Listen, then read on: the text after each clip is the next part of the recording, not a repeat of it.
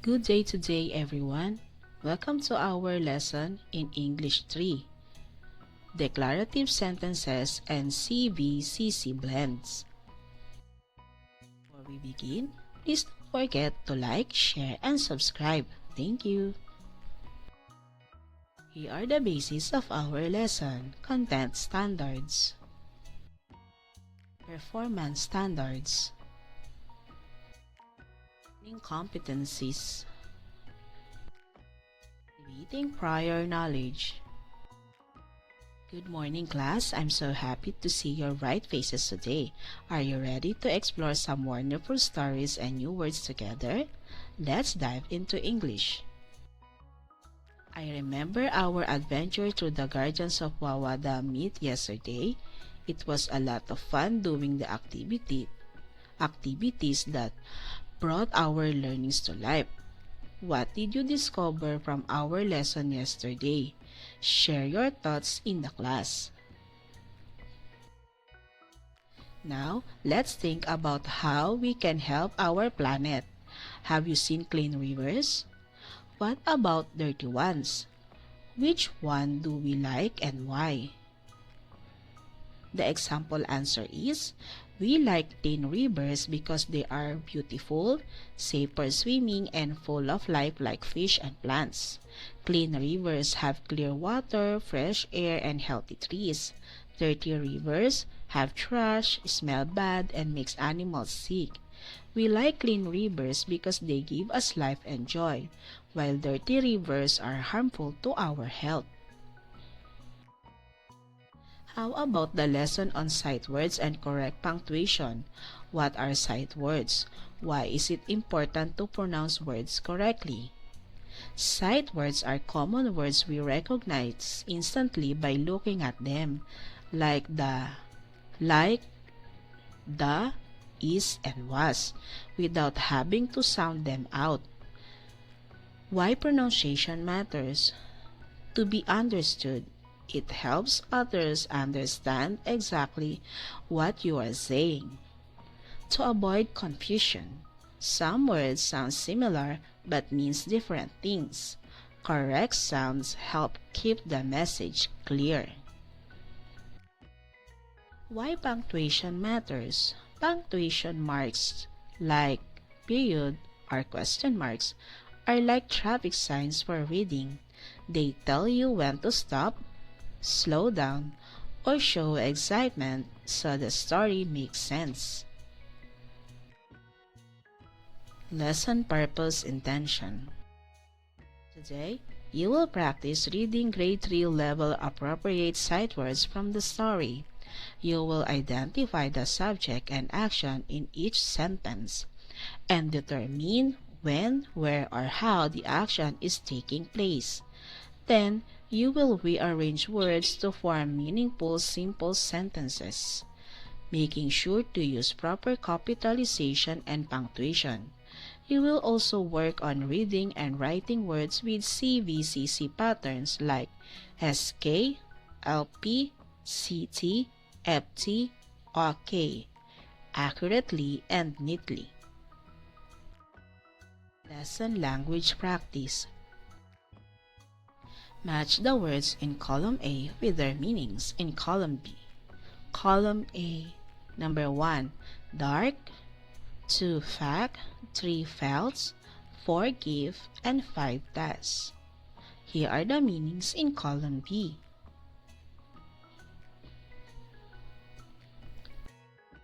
Here are the correct answers. Reading the key idea stem. Reread the story Guardians of Wawa Dam carefully. Underline sentences that demonstrate scientific methods such as measuring, estimating, and observing. Write 3 to 5 sentences on a sheet of paper showing how people can preserve and protect nature. Now, identify the mythical guardians and their challenge. Next, study their efforts to educate villagers about waste disposal. Then observe how they repair the dam using measurements and calculations. After that, consider their actions to shield the dam from stone fragments. Finally, reflect on their commitment to environmental conservation. How we can protect nature? We can help our planet by picking up trash and using less plastic. Planting new trees helps the soil stay strong and keep the air clean. When we save water and turn off the light, we are being great guardians of the earth. The story of the Guardians. The Guardians and the Challenge. Bernardo and Maria are the mythical heroes. Their big challenge was a giant crack and a lump in the Wawa Dam that threatened the water supply. They taught the villagers that throwing trash in the river makes the water sick. They showed everyone how to dispose of waste properly to keep the valley beautiful. Fixing the dam. The guardians used careful measurements to make sure the rocks fit perfectly. They calculated exactly where to put the stones so the wall would be strong enough to hold the river. Shielding from stones. They worked together to block falling stone fragments. Maria used her woven vine belt to hold things in place while Bernardo moved the heavy pieces. Their commitment. By the end, they proved that protecting nature is a full-time job. They stayed dedicated to keeping the water clean and the mountain safe for everyone. Developing understanding of the key ideas STEM. Reread the story Guardians of Wawa Dam carefully. Discuss with a partner or in a group. Letter A. What specific scientific method did Bernardo and Maria use? B. How did they show care for nature and the environment? And C. Why is proper waste disposal crucial for environmental protection? Here are the short answers for a grade 3 discussions. Scientific methods used. Bernardo and Maria used observation and measurement. They carefully looked at the cracks in the dam to see where the problem was. Then they measured the rocks and vines to make sure the rivers were the right size and strong enough to hold. Showing care for nature. They showed care by using natural materials like vines and stones instead of harmful chemicals. They also acted as protectors by cleaning the river and making sure the water stayed safe for the plants and animals living there. Why proper waste disposal is crucial? Proper waste disposal is important because trash can clog the water and make the river sick.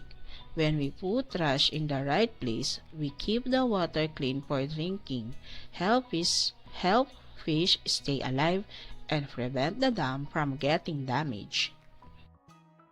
Deepening understanding of the key ideas STEM. Declarative sentences. A declarative sentence is a sentence that tells something. It makes a statement, gives a fact, or shares information. It always ends with a period. Declarative sentences are statements that convey information or make assertions. It is the most common type of sentence we use when we speak or write. Examples. Number 1. Bernardo is very strong. It tells us a trait of a characters. It ends with a period. The water in the river is clean. Tells us a fact about the setting. Number 3. Maria wove a belt out of vines. It tells us an action that happened. Number 4. Trees gives us fresh air. It tells us a scientific fact. The sun rises in the east. It tells us a general truth. Generalization and abstractions. Complete the following statement. I learned that by identifying the subject, who or what, the action, what they are doing, and additional details when, where, or how promotes comprehension and deeper understanding of blank structure. I realized that the story's objects, activities, or natural events to science concepts shows how a blank phenomenon in the story. For example, if the story involves weather changes, explore meteorology concepts. I promise to try to write blank and legibly. Evaluating learning. Instructions. Read each item below. If the sentence is declarative, tells a fact or statement, write D. If it's not a declarative sentence like a question or command, write X. Number 1. The Guardians live near the Wawa Dam. Number 2.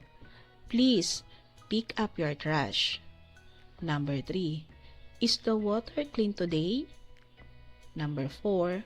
Maria uses vines to make her tools. And number 5. Plants need sunlight to grow. Here are the correct answers. Today, everyone, you listen well, share your thoughts, and work hard. Keep up the good work. See you next time.